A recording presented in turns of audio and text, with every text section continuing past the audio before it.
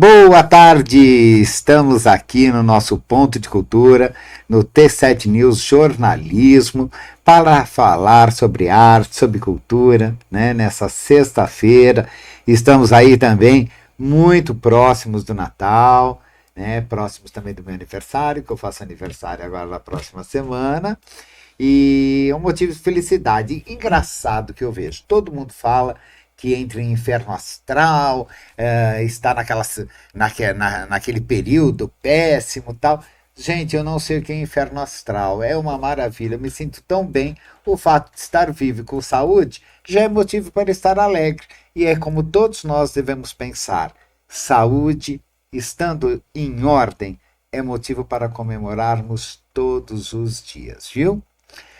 Olha, nós vamos falar hoje sobre um projeto maravilhoso.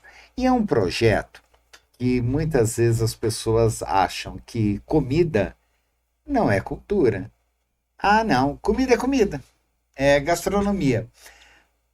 Nós temos que lembrar que comida nada mais é do que uma herança de tradição, de várias culturas, de vários segmentos que muitas vezes transformam vidas. Então é sobre isso que nós vamos falar hoje com uma convidada muito especial. Antes disso, eu vou chamar um vídeo aqui que tem um pouquinho sobre esse projeto que nós vamos conversar com a autora desse projeto maravilhoso.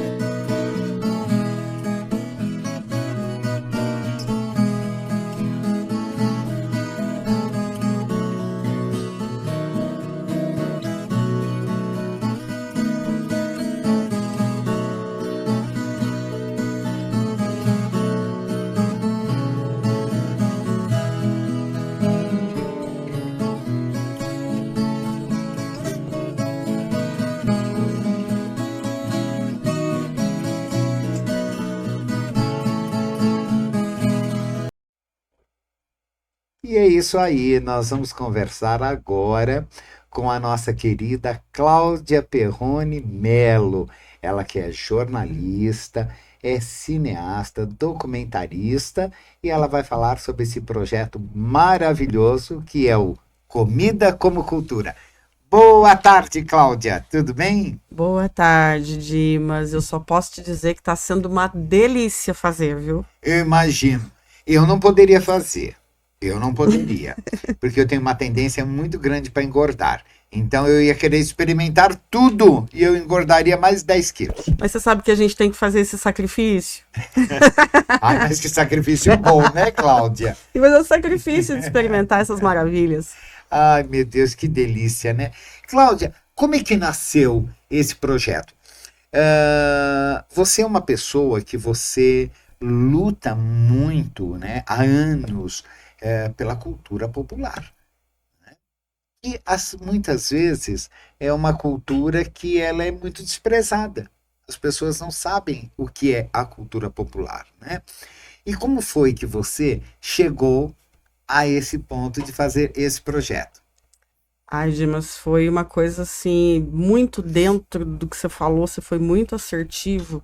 Muito dentro da... Eu tenho, sim, uma paixão pela cultura popular. Só que, assim, o alimento, ele conta a nossa história desde que o mundo é mundo, né? Desde o começo dos tempos. Você consegue saber quem é uma pessoa, de onde ela vem, pelo que ela põe na mesa, Sim, né? sim. Então, a comida conta a nossa história de uma maneira muito bacana, porque ela tem os regionalismos, né? Ela tem os modos de preparo, que varia de região para região, e não precisa estar longe, não. Não precisa estar longe, né? O bolinho caipira feito em Taubaté é diferente do bolinho caipira feito em Caçapava, que é aqui do lado, É né? verdade. Então a gente teve, né, pensando... quando a gente vai escrever um projeto, pelo menos eu penso dessa forma.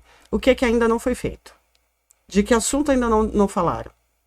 Então eu sempre busco alguma coisa assim que ou foi pouco falada ou nada falado, né? E como a gente, né, pela nossa profissão, a gente é obrigada a estar sempre numa constante de estudo, atualizando, né, informações, etc. Falei, caramba, né? Se a gente for traçar Taubaté desde o período colonial, a comida conta muito, né? Vamos lá, período colonial, bandeiras, né, sertanistas, desbravadores. O que esse povo comia? Sim, é Né? verdade. Andava a longas distâncias, né? E a gente está falando de uma época sem luz elétrica, sem geladeira, sem cooler, sem nada de moderno. E as pessoas tinham que comer o que encontravam pelo caminho, as coisas que não podiam ser perecíveis, né? E então a gente foi estudando isso, né? Qual era a base da alimentação do período colonial? Qual era a base da alimentação antes, né, de chegarem aqui os europeus e etc., né, os nossos povos originários? Porque Taubaté é uma cidade historicamente indígena, né? O que se comia, né? Então a gente dividiu assim, né? Culinária originária, tradicional, indígena, culinária do período colonial, culinária com influência africana, a culinária, a comida imigrante, né? Então todos os povos que foram ajudando a construir Taubaté, a gente foi contando a história deles através do alimento. Então, a cada casa que a gente ia para mostrar um prato, a gente contava a história daquela família, quem desenvolveu esse prato. Então, era o caderninho de receita da Bisa. Veio junto com o primeiro imigrante que chegou, na mala trouxe a receita. Então, a gente foi atrás dessas coisas. Uma das coisas que eu acho que mais chamou a atenção das pessoas foi a comida votiva, a comida de fé. Quando a gente fala em comida de fé, as pessoas pensam primeiro no afogado do divino, no pãozinho de Santo Antônio, né? E a comida de santo da Umbanda, por exemplo? Porque é normal a gente andar pela rua e encontrar as oferendas com alimento. Verdade. Então a gente foi atrás, por que do alimento, como é que é a história, como que faz, que prato que faz, qual que é o ritual para se fazer, né? Então tem todo um contexto histórico tão bacana, tão gostoso de entender por que é, né? Uma coisa que eu descobri, Dimas, tem uma variedade de mandioca que se chama mandioca mantiqueira, porque ela nasce na Serra da Mantiqueira e próximo da Serra da Mantiqueira. Se você for lá para o Nordeste, você vai encontrar um monte de variedade de mandioca, mas não vai achar essa. Porque essa é para o clima daqui. Muito provavelmente foi semeada por indígenas, pode ter sido cruzamento de espécies, pode ter sido um monte de coisa. O fato é que ela nasce aqui, ela é nossa e ela se chama mantiqueira. E ela tem inconsistência, ela tem alguma diferença com outras mandiocas ou não? Não. Eu acho que é mais a questão de nascer mais fácil aqui mesmo. Uma variedade que se você plantar de repente no litoral, por conta do seco, do terreno arenoso, do calor, talvez não nasça ou não seja tão boa quanto nesse nosso clima de Serra da Mantiqueira. Que interessante, né? Aí foi feito um pão maravilhoso com essa mandioca. Pão de mandioca é maravilhoso. Foi, né? Receita da Luzia Gomes Tomé, esposa do Silésio. Quem vai no sertão de Taubaté come esse pão. É maravilhoso. Só. E quem mais, além dela, quem mais participou? Porque são 10 episódios. São 10 episódios. Então nós fizemos assim, a comida de santo, a gente foi entender o acarajé. Mas o acarajé é uma comida da Bahia. Não é. O acarajé, ele é uma comida que o acarajé de turista, né, é patrimônio da Bahia, porque a Bahia desenvolveu, o acarajé já existia desde sempre, mas a Bahia desenvolveu uma forma de fazer o acarajé, que isso é próprio deles, inclusive é patrimônio brasileiro, né, gastronômico brasileiro, com complementos, com recheios, e isso é da Bahia. Da Bahia. Só que o acarajé de santo, ele é o bolinho só, sem recheio. Ele é o bolinho só. Entendi. Ele é o bolinho feito, sim, com farinha de feijão fradinho, né, com o camarão seco salgado, frito no óleo de dendê, só que ele não vai recheio, ele não vai sal. O sal é o do camarão que já é salgado. Entendi. E água. E ele tem uma ritualística. Ele tem uma ritualística para fazer esse bolinho, com a intenção de ser um alimento votivo. A pessoa precisa fazer, né, as tradicionais limpezas espirituais, né? Então, a gente fez esse prato lá com a Iá de Olália, né, no templo de Umbanda Rosa Baiana, ali na Vila São José. E ela estava explicando que é um alimento dedicado a Yansan e a Xangô, e para fazer, tem que tomar um banho de ervas, tem que estar purificado, né? Não pode ter brigado com ninguém, não pode tem que estar com energia boa, né? Tem que estar com a alma tranquila para poder fazer esse prato, para poder oferecer e, né, o orixá aceitar essa oferenda feita de forma de paz, né? Que interessante. De paz. Olha, eu nunca tinha ouvido falar nisso. E as pessoas geralmente falam, né? Porque até assim, quando você vai em São Luís, por exemplo, comer o afogado da festa do Divino, o padre vai lá, abençoa o alimento, né? O alimento, ele deixa de ter só a função de alimento, ele passa a ter a função de remédio, né? Ele passa a ter várias funções. Com o alimento de outras religiões é a mesma coisa, né? Quem já teve oportunidade, eu já tive a oportunidade de estar numa festa de Ano Novo judaico. O alimento é preparado de forma especial, as pessoas também têm que fazer orações, fazer seus preparos para consumir aquele alimento. Então, aí você vai falar, poxa, mas esse acarajé de santo, ele pode ser consumido ou ele tem que ser só oferecido? Ele pode e deve ser consumido. Entendi. Né? Ele pode e deve, mas dentro da mesma coisa, né? Do mesmo, dentro da mesma intenção que você toma o corpo de Cristo na missa. Que interessante. Né? Então, e eu achei muito bacana, porque eu, Cláudia, não sou umbandista.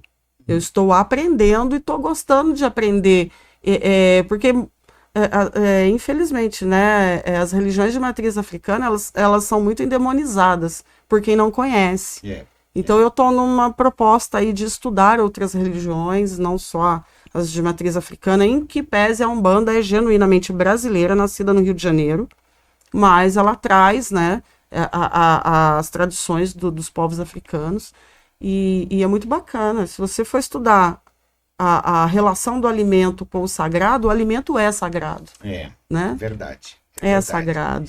E é interessante, né, Cláudia, porque você vê, é aquilo que nós comentamos. A pessoa não imagina, né, o que vem por trás daquele prato que você está comendo. Muitas vezes, quando nós viajamos, a gente sempre acaba comendo alguma coisa diferente, né? Sim. E muitas vezes não sabe o porquê daquilo. O que significa aquilo, né? Qual é a origem daquilo, né? Porque as pessoas ficam muito pitoladas, né? As pessoas só sabem falar, macarrão é da Itália, né? Bacalhau é de Portugal. Bom, e acabou. Mas mais nada, né? Feijoada era de escravo, né? Quer dizer, as pessoas botam, são clichês, né? Mas ninguém vai para saber exatamente aquilo que é. Então, nosso representante europeu aí dessa série foi o Marubim da família Canavese, que também tem todo um procedimento. E o que eu acho legal nessa coisa da tradição, né? Por que a gente foi atrás da comida imigrante? Porque os imigrantes europeus, eles ajudaram a construir a cidade. Sim. Afinal de contas, chegaram aqui em 1890, né? Então, é muito tempo. Inclusive, tem uma virada de chave da Taubaté, da Taipa de Pilão, para Taubaté de Alvenaria. Né? Então, tem várias histórias bacanas que envolvem aí a imigração europeia, né? E fazer o marubim do jeitinho que a nona, né, que os antepassados da nona faziam, do jeito que a receita veio na mala, né, atravessou o oceano, tem rituais. Então, o marubim não é feito de carne. Até a Pazinha Canavese, né, Maria da Paz Canavese fala, se fizer de carne, vira capelete. Não é marubim. Né? O marubim não tem molho vermelho, o marubim é uma sopa, ele é cozido no caldo da galinha, tem que ser galinha caipira, não pode ser galinha de granja. Então tem todo uma maneira, tem toda uma história, tem toda uma tradição, tem todo... É muito legal, é muito legal. Aí a gente fez doce também. Doce a gente foi atrás, olha.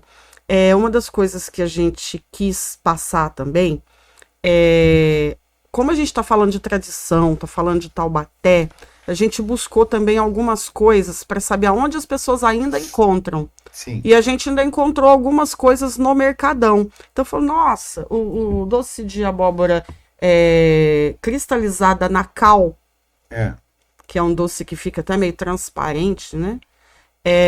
Mas antigamente, nos quintais, tinha que pôr na cal, deixar de molho de um dia para o outro, não sei o quê. Dá muito trabalho, minha avó fazia, nunca mais comi, né? Não sei fazer. Gente, no Mercadão tem. Isso. No Mercadão tem. Quem fez, né? Quem trouxe essa coisa do doce de abóbora cristalizado feito na cal foi o Vanderlei, que tem uma banca de doces no Mercadão, e ele tem lá esse doce, ele faz, né? Quem quiser comer é só chegar lá. Que coisa! Lá no Mercadão. Mercadão. Uma outra coisa muito bacana, a carne de lata. A carne de lata também remonta ao período tropeiro, né? A gente trouxe a carne de lata representando a comida tropeira, porque era a carne conservada na própria banha, né? Que eles levavam de lá para cá, porque ela dentro da banha, sem contato com oxigênio, ela dura. Ela dura, né? Dura um ano até. Olha só. Então, assim, aquela coisa da carne, né, frita, não pode ser temperada, você vai temperá-la depois. Então, só coloca sal, né, e a banha, porque o sal também é conservante. Mas outros temperos, cebola, não sei o que e tal, só depois. Quando você tira ela da banha para acabar de fazer, porque ela é frita na própria banha, só com sal, mergulhada na própria banha, e a banha tem que cobrir a carne, não pode ficar nenhuma parte fora por conta do oxigênio que oxida a carne, né? E ela dura. E aí as pessoas, né, os tropeiros circulavam, porque parava no pouso, né, tinha que comer proteína, né, precisa, ainda mais naquela época, né? Então a carne era conservada na lata. Sim. As pessoas da zona rural ainda, os mais antigos, ainda fazem. E a gente achou a Rosineia, né? A Rosineia, ela morava na Baracéia, agora ela está na divisa com Redenção da Serra. E ela faz e ela vende no mercado a carne de lata também. Poxa vida. Então, quem quiser aí matar a saudade da carne de lata, feita no fogão de lenha, todo o ritual de fazer, de conservar, e tem no Mercadão, lá na barraca da Rosineia. E o programa mostra esse passo a passo? Mostra, a gente vai para casa das pessoas, a gente vai fazer junto com elas a receita, e no fazer a gente vai conversando, vai contando história, a gente pergunta o porquê de tudo, porque as pessoas falam, mas foi feito no fogão de lenha, eu não tenho fogão de lenha em casa, eu tenho fogão a gás, dá para fazer? Dá. Eu tenho fogão elétrico, dá para fazer? Dá. Então, todas as receitas, embora a tradição, muitas delas são feitas em fogão de lenha, ou em fogueira, né, em trempe, né? Os tropeiros usavam trempe, usavam fogueira, mas todas elas podem ser replicadas em casa no fogão que tiver, elétrico, a gás, micro-ondas, tem coisa que dá para fazer até em air fryer, se o povo quiser, né? A tradição é fazer de outra forma. Mas você mora num apartamento que você tenha né? O que você tem é isso, dá para fazer. Então a gente buscou coisas que, além de contarem histórias dos períodos, né? De comida caipira, de comida imigrante, de comida de fé, né? De comida indígena. O indígena foi um negócio interessante, Dimas, de contar. Taubaté é uma cidade indígena, né? Não só pelo próprio nome, né? Que já diz tudo, mas pelas aldeias que existiam aqui. Mas hoje nós não temos nenhum indígena, né, descendente direto dos povos originários que faça a culinária tradicional em Taubaté. Mas uma parte dos nossos indígenas aqui foram migrando para outros lugares. E o mais próximo que a gente achou dos descendentes dos indígenas que ocupavam Taubaté foi em Ubatuba, na aldeia Boa Vista. Aí você vai falar, poxa, Cláudia, mas esse trabalho ele é uma PNAB de Taubaté, você foi gastar dinheiro de Taubaté lá em Ubatuba? Não. A gente foi lá, buscamos 2 moças, trouxemos para Taubaté e fomos fazer um prato taubatiano dos povos originários de Taubaté, aqui em Taubaté. Inclusive, quem cedeu pra gente, gentilmente, foi a Casa Yandê, aqui na esquina. Sei. A gente fez aqui na Casa Yandê. Fomos ao Ubatuba, buscamos as meninas, as 2 indígenas, Ará e Aramirim, né, Rose e Creuza.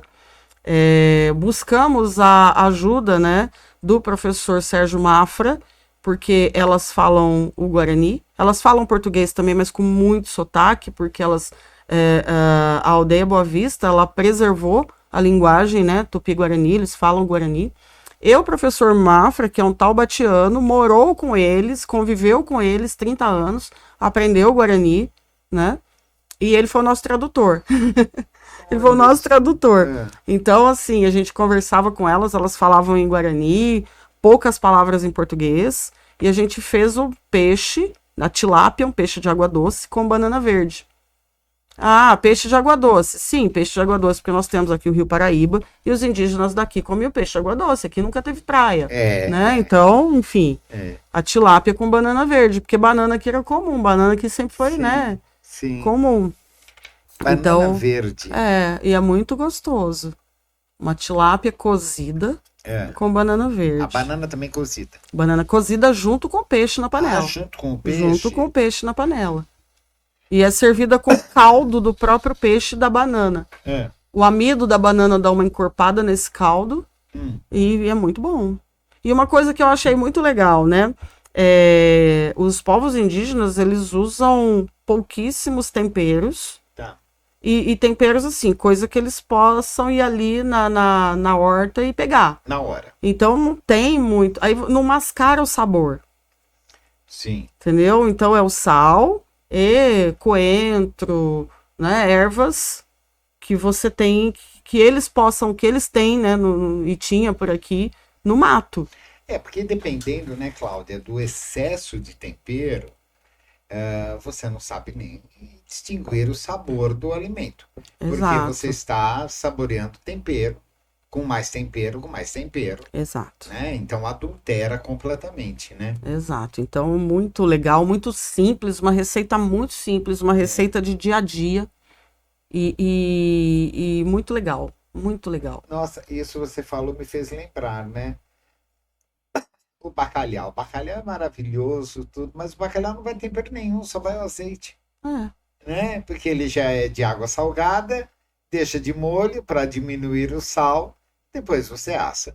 E azeite, só, mais nada. Só. Agora, se você for temperar um bacalhau, você vai perder o sabor. Perde o sabor. Completamente. E muito, muito legal. E assim, a gente até brincava, né? Banana verde, para eles é natural, para os povos originários de Taubaté, original, ok. Depois as pessoas foram perdendo o hábito da banana verde, né? E aí as academias introduziram a banana verde de novo, né? Por conta delas ter carboidrato e tal. Sim, então hoje, se você for nas lojas de produto natural, você encontra até banana verde em pó. Né? E para eles, olha só, né? Como é um ciclo, né? Um círculo, né? É uma comida, uma receita circular, você vê. Que consumir esse banana verde indígena, lá, né? traz indígena. Olha que interessante. Então, né? essas relações do antigo com o atual também foi uma coisa que chamou muito a atenção. Fala, caramba, mas banana verde é moderno hoje, né? Porque as dietas low carb, né? Tem uma série de coisas que usa banana verde. E engraçado, até esse pessoal que vive dessas dietas, eu chamo de dietas de academia, muitas vezes não sabem nem a história daquilo, né? A carne branca, né, do peixe, a proteína do peixe, que é uma proteína mais saudável, né? É rica em ômega 3, etc. Se você pensar bem, a dieta indígena, ela é a mais pura. Vamos lá, às vezes você paga caro para ir no nutricionista, né? Não é verdade? E é muito legal. Então a gente ficou fazendo essas relações, né, do alimento, de como era, né, a função que tinha, E essa passagem do tempo, essa timeline, né? Uhum. E hoje, né? Como é que as pessoas veem esse alimento hoje? Pois é, né? Você vê como é altamente cultural, não é? Altamente cultural, imagina. De você entender da onde, por quê, qual o significado daquilo. É cultura pura. Você sabia que tem uma delicinha que chama pau a pique? Pau a pique, não, Pau a doce ou salgado? pique é doce. Doce. Pode ser feita Já salgada gostei. também, É. mas essa receita, a original, a tradicional, é doce. É uma receita que tem uma história muito linda também. É, em muitas culturas, na mineira, por exemplo, se chama João Deitado. É. No Rio Grande do Sul se chama cubu. Cubu. E o que que é? Ele é tipo um charuto feito de farinha de milho, né? É uma broa, né? Feita num formato de charuto, recheada com goiabada. Embrulhada na folha de bananeira, assada na chapa do fogão de lenha. Uma Entendi. quitanda. As pessoas nem sabem mais o que que é quitanda, né? Não, não. Nossa, na minha época se falava tanto de quitanda. Quitanda. É É, uma quitanda. eu não me lembro da minha avó ter se referido a com outro nome. Sempre ela. Ah, porque tem que ir na quitanda e vamos lá na quitanda para ver se chegou e na quitanda e tal. Engraçado, Mas né? esses pratos, Além né? de, desculpa, além do, me lembrou agora, armazém, É, né? Que não existia supermercado. Quando eu era criança não existia, era exato. armazém. E você lembra, Cláudia? Era aquelas sacas de arroz, de feijão, Sacas. e eles pegavam com aquelas conchas de Conchas de metal, metal né? compridas, né? Que parece uma Isso, caneca. e botava ali, pesava, punha no saco de papel. Papel Nossa, pesava e anotava na caderneta para pagar por mês. para pagar por mês. É muito Gente, legal. e todo mundo pagava. Pagava. Imagina hoje. Pois é, não tinha Pix. Mas olha, uma coisa legal é que essas comidinhas de piquenique, de café da manhã, né? Hoje chama petit four, mas antes chamava quitanda. São as broas, bolinhos, né? É. Enfim. E esse pau a pique, a história dele é legal porque é o seguinte, nós encontramos essa receita lá na Vila Caetano, lá perto do Pinheirinho, divisa com Caçapava. Sei. É uma receita que quem ainda mantém ela viva é a família da dona Ana Costa. Família Costa. E Daqui de Taubaté? daqui de Taubaté, lá da divisa com Caçapava, mas é território de Taubaté. É. E ali sempre foi plantação de milho. Ali, plantação de milho era o que reinava ali, que ali o terreno é bom para milho. Então era feito com fubá, né? Um fubá que eles tinham um moinho, tal, eles faziam o fubá do milho que eles mesmos plantavam. É. E você já ouviu o termo passadia? Passadia? Não. Passadia. Passadia é aquela comida que você leva ela no bornazinho Hum. e você come ela no momento que você quiser do dia para saciar a fome. Tá. Então os trabalhadores rurais, eles iam para as lavouras de milho 5 horas da manhã, levava a marmita de almoçar 10h30, 10 horas, 10h30 estavam almoçando, só que nesse período entre 5 e 10 eles sentiam fome, porque sempre foi lavoura, sempre foi um trabalho pesado, Sim, sim. né? Então eles comiam o pau-a-pique. Passadia. Pau-a-pique com café. Pau-a-pique. Levava o café na garrafinha e tinha um pau-a-pique para acompanhar. Porque naquela época não tinha padaria, não tinha, né, essas coisas.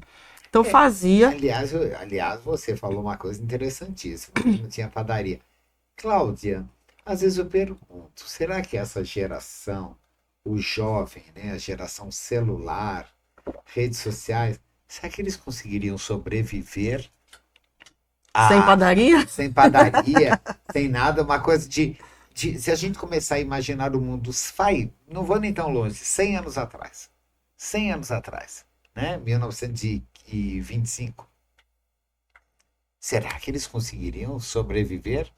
Não Eu acho sei, que viu? não, viu? Acho difícil. Mas Acho aí é difícil. legal, porque a gente conversando com a dona Ana, né, sobre os ingredientes, as origens dos ingredientes, ela fala, Cláudia, a gente fazia muito isso. Primeiro que você não tinha onde comprar, você tinha que esperar alguém ir pra cidade para trazer pão, era um negócio muito, né? E a gente precisava comer todo dia, e outra coisa, tinha que ser comida barata e que sustentasse. Porque a gente, quando ia para as escolinhas rurais, não tinha lanche, cantina, essas coisas não existiam. A gente tinha que levar o que comer de casa. Sim. E geralmente levava isso, por quê? Milho, a gente plantava, tinha no quintal. Não tinha um quintal dessa roça, desse bairro aqui, que não tivesse uma goiabeira. né? Leite, criava a vaquinha aqui, a vaquinha ali, né? Erva doce, que vai erva doce também nessa receita, uma delícia. Tinha qualquer horta de remédio, tinha erva doce, que servia para tudo também. Então, todos os ingredientes tinham no quintal. Era só ir buscando. Só ir buscar. Né? Só ir buscar. Então, essa receita era muito comum ali, porque todo quintal tinha milho, tinha goiaba, tinha leite, né? Tinha erva doce, que é a base dessa receita. A pau a pique. É a pau a pique. Tinha bananeira para tirar a folha e enrolar. Quando faz salgado, faz com queijo dentro. Que eles também tinham, né? Produziam queijo. Sim, e quando faz doce, faz com goiabada. Tinha uma vaquinha, 2 lá, o queijo, que hoje a gente paga, tem que fazer empréstimo, tem que fazer um CAF para comprar o queijo. Comprar o queijo. Né? Porque um queijinho desse tamanho, você se assusta. E uma coisa que o pessoal fazia em casa, né? Tinha em casa. Então, esse alimento especificamente, ele era muito comum porque todo mundo tinha os ingredientes no quintal. Tinha, né? Ovo, galinha. Né? Galinha botando ovo, não precisava passar o homem para na tua porta, né? Anunciando o carro do ovo, aí você desce, você paga com Pix. Outro dia eu fiz sacanagem, eu peguei uma nota de R$20, eu dei para a pessoa e falei, aproximação. Né? A pessoa deu para mim, começou a rir, eu falei, a nota é aproximação, chegou, se aproximou de você, agora fica com você. Teve uma outra receita curiosa também, você já comeu bolo de arroz? Bolo de arroz? Não, só bolinho de arroz. É diferente esse. O bolo de arroz, essa receita veio do bairro do Registro, e quem replicou essa receita pra gente foi ali no bairro da Estiva, o Luiz Fernando de Paula. Essa receita tá na família dele há mais de 120 anos. Que é primo do André. É primo do André. Um grande abraço. E é interessante. O Fernandão que a gente conhece. Fernandão, né? E ele falou, olha, Cláudia, quando a gente começou o projeto, né? Ele falou, nossa, tem uma receita que a minha avó, minha bisa fazia. A gente morava ali no bairro do Registro, aí tem a história do quinto, da coroa, do registro que passava ali e tal, tem todo, né? Que era também por conta da gente não ter acesso a pão, né? Pão francês, pão, não ter acesso. Fazia-se tipo um pão sírio, tipo uma panqueca, com farinha de arroz e e mandioca para dar liga. Foi uma receita muito interessante também, porque o que ela falou, a gente era de uma falta de recursos tão grande. E ali não era a área de plantio de arroz, ali o Registro era uma área mais seca, né? E a gente não tinha como. Né? Quando a gente vinha para a cidade, vinha na venda, comprava arroz em sacas, essa saca, e para comprar o mais barato, vinha o arroz quebradinho. Tá. Aquele arroz todo quebradinho, ele vira uma papa. Mas a gente comia papa mesmo. E aí, ele era fácil de moer, de virar pó, de virar farinha. Aí, através dessa farinha, dava muito, naquela época usava dar muito creme de arroz, coisa de arroz para neném, né? Fazia mamadeira de neném com farinha de arroz. E aí tiveram a ideia de fazer, veio de alguém, né? Veio para eles essa, tipo, parece uma panqueca, parece um pão sírio, feito com gordura de porco. E essa farinha de arroz feita socada no pilão, tinha que socar no pilão, deixar esse arroz de molho, fermentava, trocava água, fermentava de novo por dias, e depois secava esse arroz, ele quebrava mais ainda, ia pro pilão até virar pozinho. Virou pozinho, aí eles armazenavam, né, esse pó e servia para fazer esse pão que sustentava muito.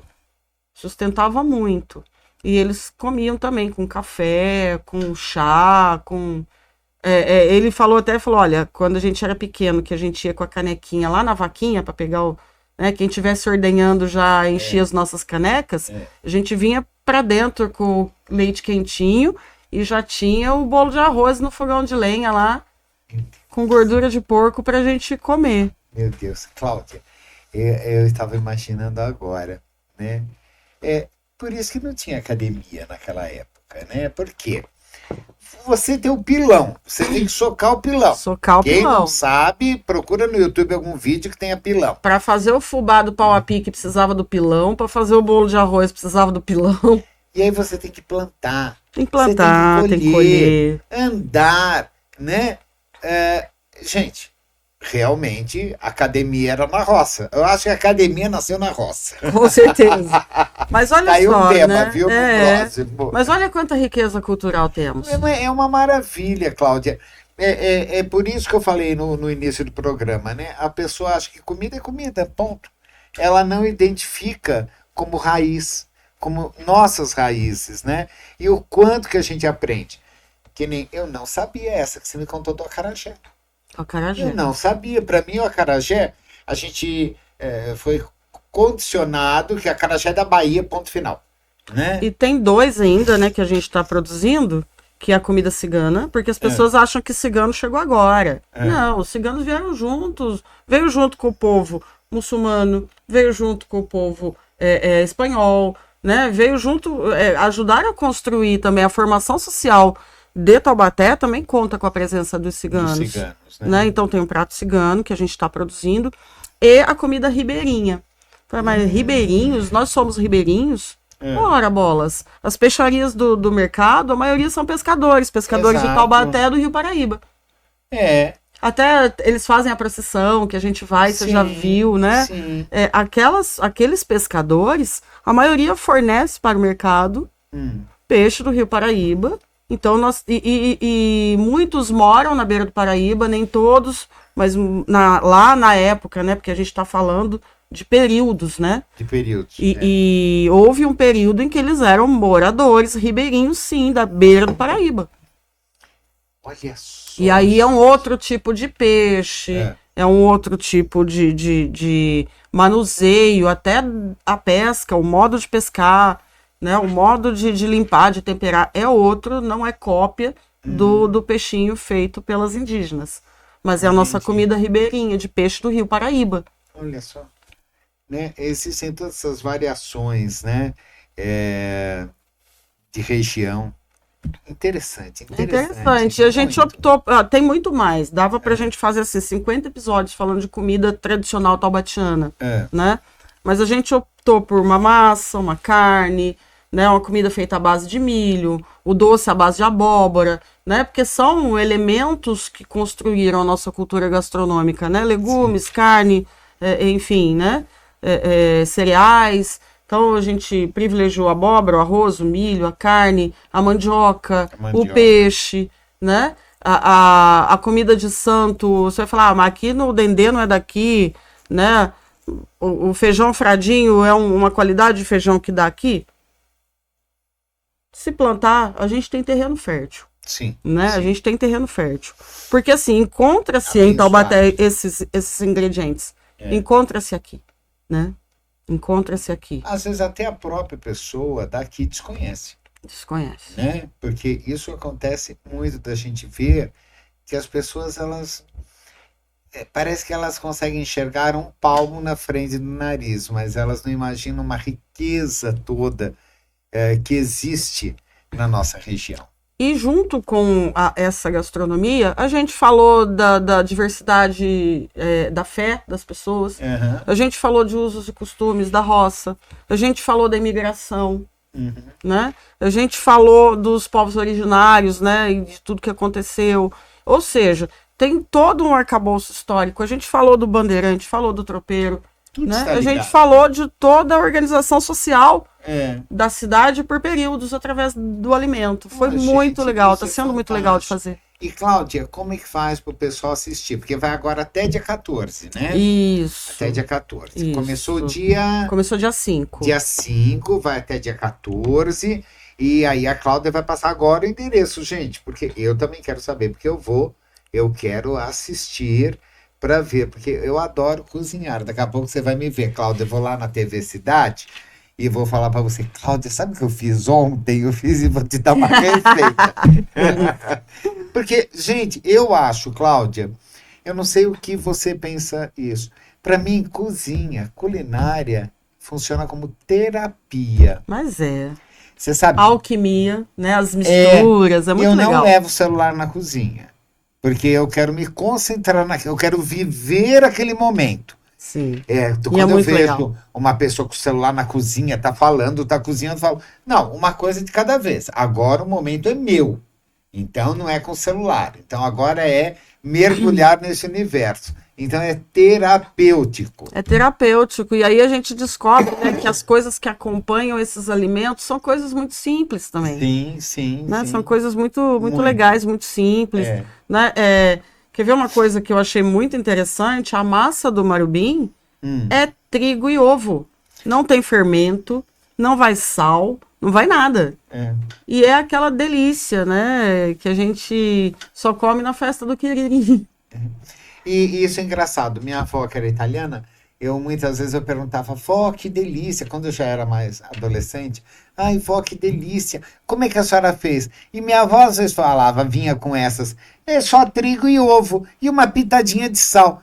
E eu pensava, falava, como é que vira essa coisa maravilhosa? Não vai água, não vai nenhum tipo de líquido. Você fala, nossa, mas trigo é uma coisa tão seca. Tão seca, mas os ovos dão conta, os ovos dão conta de fazer. E de repente vira um manjar dos deuses. Maravilhoso. Né? Ai, que delícia. Me deu até fome, claro. Dá, eu também.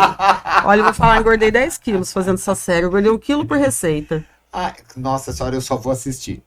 Engordei então, 1 quilo eu acho por que eu receita. não vou nem botar em prática, porque senão se eu engordar mais 10, aí eu não passo naquela porta. Nossa, mas então, né? Você tinha perguntado onde as pessoas conseguem assistir. @Caipira Filmes no YouTube, @TV Cidade no YouTube. E a gente tá na fase assim, a gente fez 2 versões, a com libras e sem libras. Tá. Né? Então é muito importante também que as pessoas de baixa audição, de baixa visão, né, possam também acompanhar. Tá, olha então a gente tem a versão com libras e sem libras. E tem a audiodescritiva também. Que maravilha, que maravilha. E isso tudo, Cláudia, esse projeto maravilhoso, vocês fizeram através da PNAB. PNAB Municipal. PNAB Municipal. Olha só a importância que são as leis de incentivo municipais para os artistas locais, para a cultura local. Porque um projeto desse que a Cláudia fez, no qual ela foi contemplada pela Política Aldir Blanc, Política Nacional Aldir Blanc, né? Olha só que importante, além de fazer o artista trabalhar, mostra algo tão importante da nossa cultura. Então é importantíssima a lei de incentivo cultural, já que, né, infelizmente, a cidade de Taubaté não possui ainda leis, né, criadas pelo próprio município, mas ainda bem que nós temos as leis federais que vêm para o município, né? E uma coisa importante também, que eu acho muito bacana a gente dar protagonismo para as pessoas da cidade. Claro, né? Claro. Com exceção das indígenas, porque aqui não tínhamos, mas elas vieram fazer aqui a receita. É engraçado isso, né? Que uma cidade indígena, podemos chamar assim, mas que não tem mais indígenas, né? Então, né? São questões históricas, erros históricos, inclusive, e outra coisa, por proteção eles saíram daqui, né? Até por autoproteção. Então tem tanta coisa atrás disso, Dimas, é uma história tão longa mas que precisa ser discutida em algum momento. Sim, né? Mas é legal você saber que, olha, puxa, eu vi na internet a receita, eu vou lá no mercado, quero ver a carne de lata. Ô, você tem o doce aí? Né? O peixe, vim comprar o peixe que falou. Gente, tem tudo aqui. É nosso, a gente tem que tomar posse disso, porque a nossa identidade, o nosso pertencimento, é o que diz quem nós somos. Da nossa identidade. E essas pessoas estão aí, né? A gente não foi buscar nada mirabolante, a gente foi atrás do que é nosso, mas estava escondido. E a ideia é trazer de volta. Quem sabe, né? Trazer de volta os livros de receita. Tem uma coisa importante a ser dita. Depois que a parte audiovisual, né, for toda para o YouTube e tal, nós vamos lançar em março um flipbook. O que é um flipbook, né? Um livro de receitas virtual, daquele que você vira as páginas com o dedinho no celular ou enfim, no tablet, com essas receitas, com fotos e com histórias. Olha que maravilha, Ele vai gerar um caderno de receitas virtual. Vamos aguardar esse caderno virtual. Olha, Cláudia, maravilha, viu? Olha, relembrando, pessoal, assistam os 10 episódios do Comida como Cultura, tá ali, ó, Tá ali na Cláudia Ó, escrito aqui. comida E como todas as cultura. pessoas que participaram, Né? né? A gente fez esse é. avental, né? Fantástico, E fantástico. todos usam, aqui ó, É. bonitinho, com todas as produtoras, todas as chancelas, Olha só que maravilha, olha tudo só a PNAB bonitinho, ó, ali, tá aqui, né? né? E porque é importante também, né? Vem o subsídio, a gente também tem que dar a César o que é de César, né? Claro. Sem o subsídio não faríamos. E uma coisa muito importante a ser destacada, Dimas, a partir do advento da pandemia e dos planos emergenciais de cultura, a cidade de Taubaté, o cenário cultural da cidade de Taubaté, ele está existindo graças aos projetos de todos os contemplados. Exatamente. Desde lá. Exatamente. Né? Seus, nossos, do pessoal do teatro, do pessoal da música, do pessoal da dança, dos figureiros, né? Do pessoal do artesanato, enfim.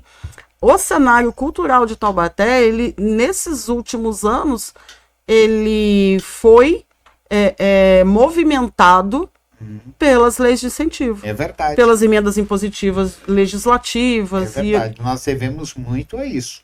Inclusive a conservação dos próprios do município, museus, né, teatro, espaços públicos. Isso é muito importante, viu? Por isso que é muito legal a gente ver o quanto as pessoas estão levando isso a sério, estão levando não mais como hobby, mas como profissão. Né? E foi muito legal porque disciplinou o fazedor cultural. Isso foi muito importante. Exatamente. Foi isso que aconteceu e é bom e que tenha cada vez mais destaque na nossa cidade, né?